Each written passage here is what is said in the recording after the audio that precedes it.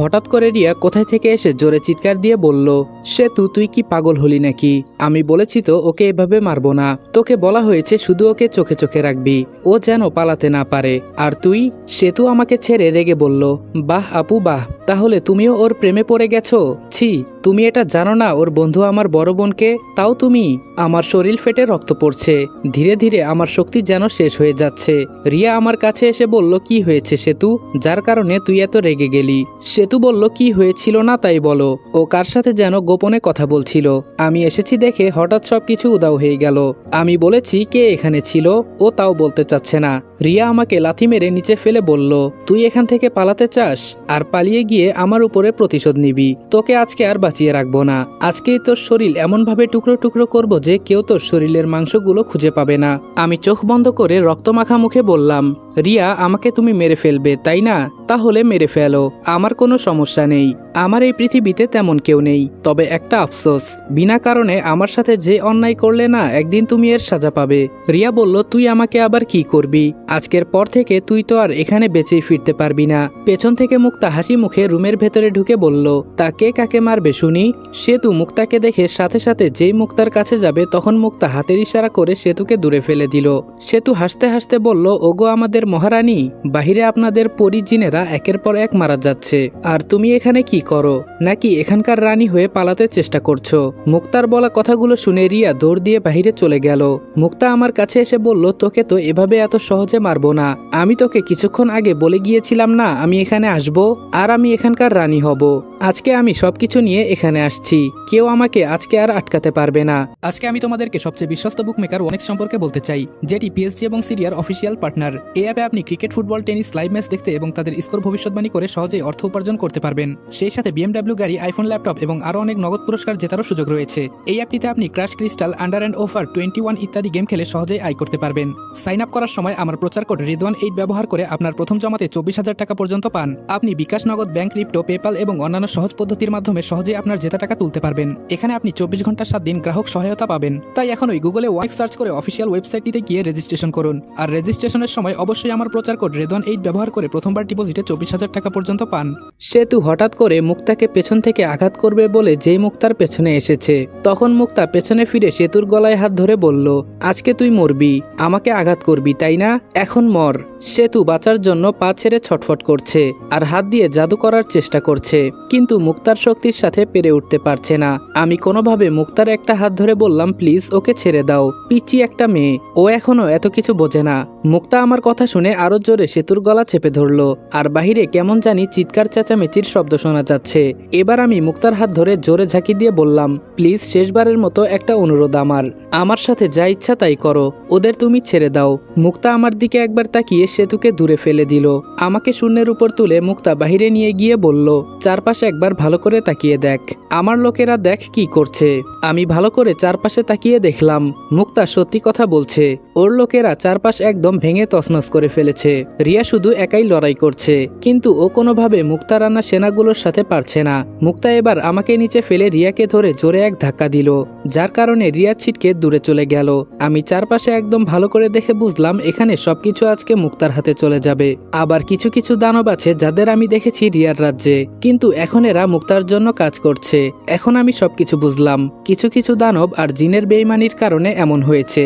মুক্তা রিয়ার লম্বা চুল মুঠোয় ধরে টানতে টানতে আমার সামনে এনে ফেলে দিয়ে বলল, এই তুই কোন মেয়ের জন্য এত কিছু করলি? ওকে আমার ওখান থেকে বাঁচিয়ে এখানে নিয়ে আসলি, বিনিময়ে তুই কি পেলি? আমার জন্য তুই যদি এতটুকু করতি না, তাহলে আমি সবকিছু ছেড়ে তোর পায়ের কাছে পড়ে থাকতাম। যাকে এত ভালোবাসি বললি সে আজকে তোর উপর এত অত্যাচার করছে, এরপরেও কি তোর কষ্ট হয় না? এই মেয়ে যে বলেছিল তুমি আমার যোগ্য না, এখন তুই জিজ্ঞেস করে বলতো তোর যোগ্য কি ও আজও হয়েছে? আমি মুক্তার বলা সমস্ত কথাগুলো শুনে বললাম, কি চাও তুমি মুক্তা? মুক্তা আমার কথা শুনে হাসতে হাসতে বলল, আমি বললাম কি আর তুই বললি কি? আমি যদি এখানে না আসতাম তাহলে তোকে তো এতক্ষণে মেরে ফেলে দিত। আমি বললাম, তা তুমি বুঝি আমাকে মারবে না? মুক্তা বলল, সে তো মারবই, তোর সাহস কি করে হয় আমার মায়াজাল ভেঙে পালিয়ে আসার? তোকে এমন ভাবে আমি মারবো যা বলার বাহিরে। আর আমার প্রাণের প্রিয় বোন রিয়া, তুমি যে এখানকার রানী হলে, একবার চারপাশে তাকিয়ে দেখো তো এরা সবাই কার রাজ্যের? এরা সবাই এখানে তোমার রাজ্যের। আমি সব কয়টাকে কিনে নিয়েছি, বিনিময়ে ওরা যা চেয়েছে চেয়েছে আমি তাই দিয়েছি। এখন ভালো করে চিন্তা ভাবনা করে দেখো তো, তুমি কি আজও এখানকার রানী হবার ক্ষমতা রাখো?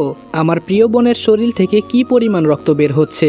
চিন্তা করো না বোন, তোমাকে একেবারে চিরবিদায় করে দিব, আর তোমার কোনো কথা বলতে হবে না। কষ্ট হচ্ছে তোমার খুব, তাই না? কোনো মতে দাঁড়িয়ে মুক্তার সামনে গিয়ে বললাম, তুমি এখানের রানী আর যাই হও না কেন, তাতে আমার কোনো কিছু যায় আসে না। ওরা তো তোমার কোনো ক্ষতি করে নাই, ওদের তুমি ছেড়ে দাও, ওরা এখান থেকে বহুদূরে চলে যাবে।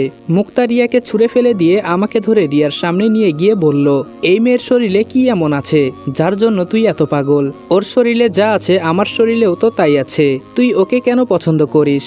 এই তোরা সবাই বলতো, আমার শরীরে কি এর থেকে কোনো অংশ কম আছে? তোরে এত মারার পর আবার তোকে ডেকে নিয়ে গিয়ে সবার সামনে অপমান করেছে, এরপরেও তোর মন থেকে ওর জন্য ভালোবাসা গেল না। আমি বললাম, মুক্তা কখনো কি শুনেছো ভালোবাসার চেহারা দেখে হয়? ভালোবাসতে গেলে সুন্দর একটা মন লাগে।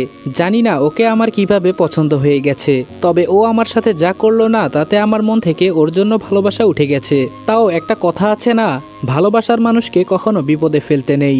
আমি এই কথা বলে রিয়ার দিকে একবার তাকালাম।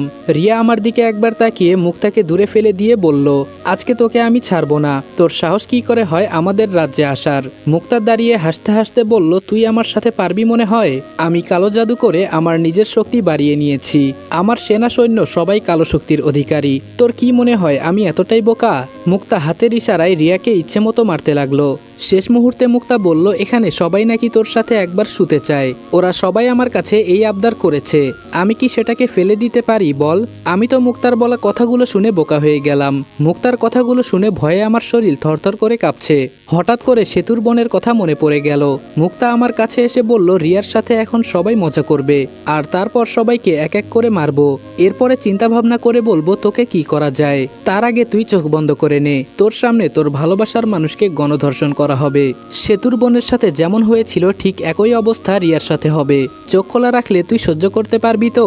আচমকা আমি মুক্তার হাত ধরে বললাম, প্লিজ মুক্তা, তুমি এমন করো না। ও তোমার এক মায়ের পেটের বোন না হলেও তো ও তোমার সৎ বোন। মুক্তা আমার হাত ছাড়িয়ে বলল, মায়াও তো তোর চাচাতো বোন ছিল, যাকে তুই একসময় ভালোবাসতি। আর তোর সৎ বাবা কি তাকে ছেড়ে দিয়েছিল? সে কি থাপড় দিয়ে বলেছিল যে তুমি আমার মেয়ের মতো, তোমার সাথে আমি এমনটা করতে পারবো না? বলেছিল কি? আমি এবার মুক্তার কথা শুনে চোখ বন্ধ করে ফেললাম। আমি বুঝতে পেরেছি ও কি বোঝাতে চাইছে আমাকে।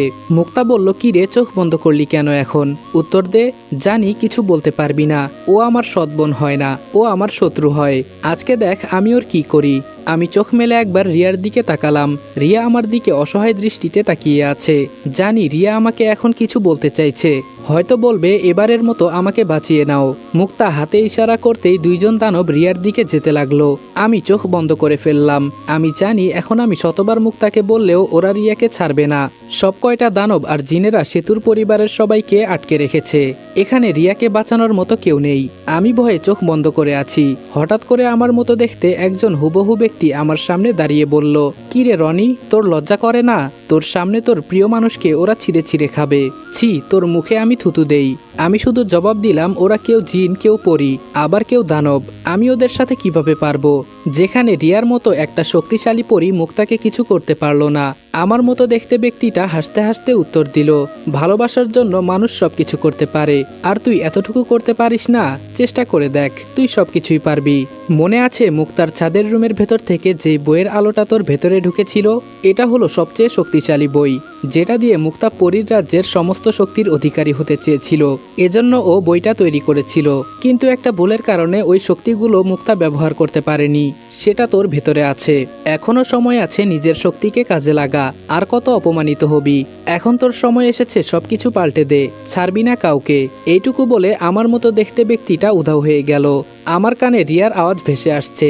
রিয়া কান্না করে বলছে, প্লিজ মুক্তা, আমার সাথে এমন করিস না, আমি না তোর সৎ বোন হই? আমি চোখ খুলে একবার তাকিয়ে দেখি রিয়াকে প্রায় ওরা অর্ধনগ্ন করে ফেলেছে। আর পাশ থেকে রিয়ার চাচা কান্না করে বলছে, এমনটা করিস না মা, তুই তো ওর বোন হোস। এগুলো দেখে আর সহ্য করতে না পেরে রাগে চোখ বন্ধ করে নিলাম। আর মুক্তা হাসতে হাসতে বলল, আজকে খেলা হবে তোর সাথে। চোখ বন্ধ করতেই আমার শরীরে আলাদা একটা শক্তি অনুভব করলাম। বইয়ের একটা লাইন আমার চোখের সামনে চলে আসলো, যদি তুমি কোনোদিন বিপদে পড়ো তাহলে আমাকে তুমি ব্যবহার করিও। আমাকে তুমি নিয়ন্ত্রণ করতে পারলে তুমি হবে সবচেয়ে শক্তিশালী এবং সমস্ত জাদুর অধিকারী। আমি মনে মনে সেটাই করতে লাগলাম। চোখ খোলার পর যেন আমার চোখ থেকে আগুন বের হবে। চোখের পলক পড়ার আগে রিয়ার কাছে গিয়ে দানবগুলোকে ধরে এমনভাবে মারতে লাগলাম যার কারণে সব কয়টা জোরে জোরে চিৎকার করতেছে। দানবগুলোর শরীর মাঝখানে 2 টুকরো করে দূরে ফেলে দিলাম। রিয়ার কাছে গিয়ে আমার শরীর থেকে শার্টটা খুলে রিয়াকে পরিয়ে দিলাম। মুক্তা তো ভয়ে আমার দিকে তাকিয়ে আছে। এতক্ষণ মুক্তা খেলা দেখাচ্ছিল, এখন আমি দেখাবো। রিয়াকে রেখে সব কয়টা দানব আর জিনকে ইচ্ছামতো মারতে লাগলাম। এখন আমার শক্তি এমন হয়েছে যে আমি বাতাসের সাথে চলতে পারছি। মনে মনে আমি যা বলছি তাই হচ্ছে।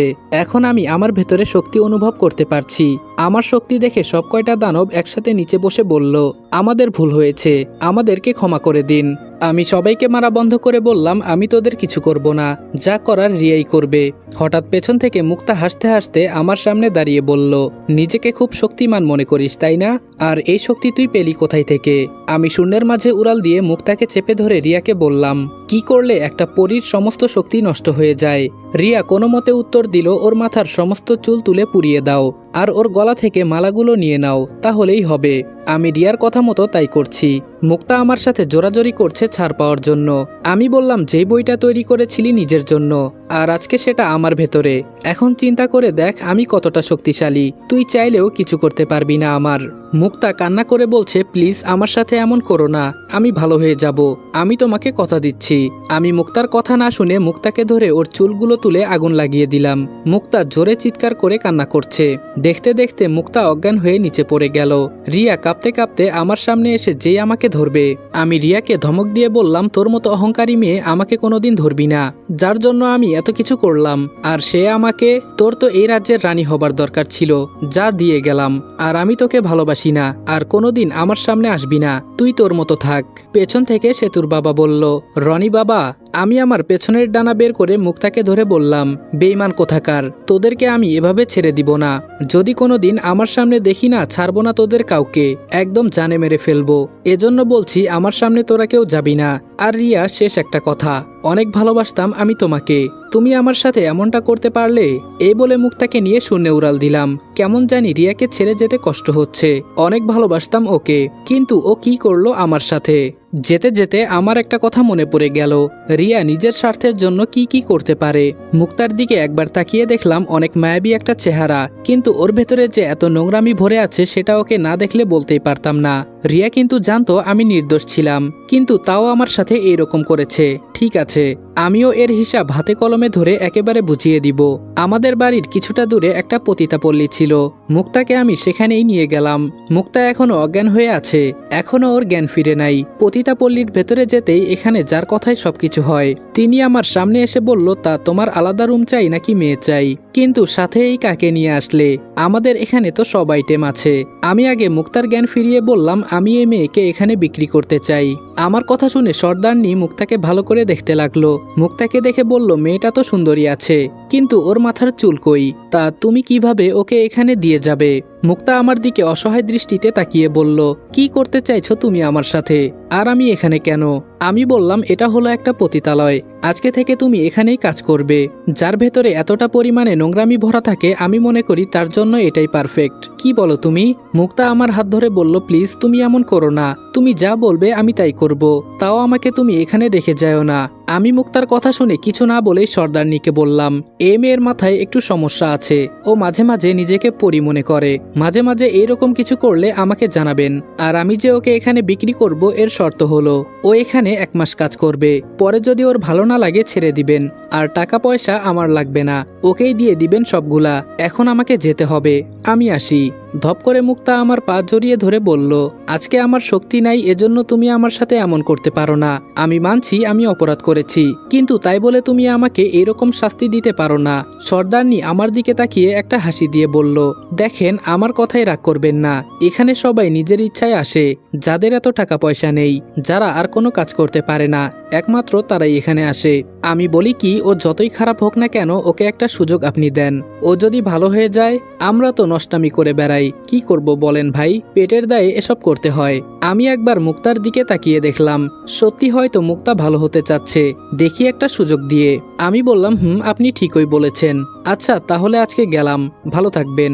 এখানে আর না দাঁড়িয়ে মুক্তাকে একটা কবরের পাশে নিয়ে গেলাম। দাঁড়িয়ে আছি আর চোখ দিয়ে পানি পড়ছে। মুক্তা আমার পা জড়িয়ে ধরে বলল, আমি অনেক বড় অপরাধ করেছি, আমি তোমার মাকে হত্যা করেছি। তবে বিশ্বাস করো আমি শুধু ওদের উৎসাহ দিয়েছি, বাকিটা ওরা নিজেই করেছে।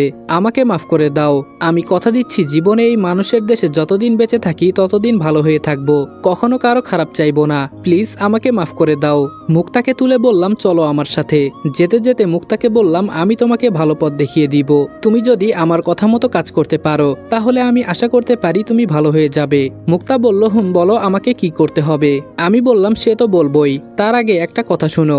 দেখা যাবে তুমি এখানে কয়েক বছর থাকবে ভালো হয়ে, তারপর হয়তো তুমি আবার নতুন করে তোমার শক্তি ফিরে পাবে, তখন তো আবার তুমি আগের মতোই। মুক্তা আমার কথা শুনে ওর মাথায় হাত রেখে প্রতিজ্ঞা করে বলল, কসম করে বলছি আমি আর কখনো কারো কোনো ক্ষতি করব না, বিশ্বাস করো আমাকে। আমি বললাম তাহলে তো ভালোই। এখন তুমি এক কাজ করবে, এখন থেকে আমাদের বাসায় গিয়ে একটা রুমে ভাড়া নিয়ে থাকবে। আর আমাদের বাসার সামনে যে দোকানটা আছে না, ওরা হয়তো সেটা বিক্রি করে দিবে। যদি বিক্রি করে তুমি কিনে নিবে, টাকার বিষয়টা আমি দেখে নিব। আর ওইটা দিয়ে তুমি তোমার নতুন জীবন শুরু করো। আমাদের বাসায় কি হয় আর না হয় আমাকে সবকিছু জানাবে, ঠিক আছে? মুক্তা হঠাৎ করে বলল, আচ্ছা তুমি এতটা ভালো কেন? তুমি জানো আমি তোমার মায়ের হত্যাকারী, আমার কারণে তুমি তোমার ভালোবাসার মানুষকে হারালে, এরপরেও তুমি আমাকে মাফ করে দিলে, আমাকে ভালো হবার একটা সুযোগ দিলে। কি বলে যে আমি তোমাকে ধন্যবাদ দিব সেই ভাষা আমার কাছে নেই। তবে আজকে থেকে আমি সত্যিই বলছি ভালো হয়ে যাব। আমি শুধু মুক্তার কথা শুনে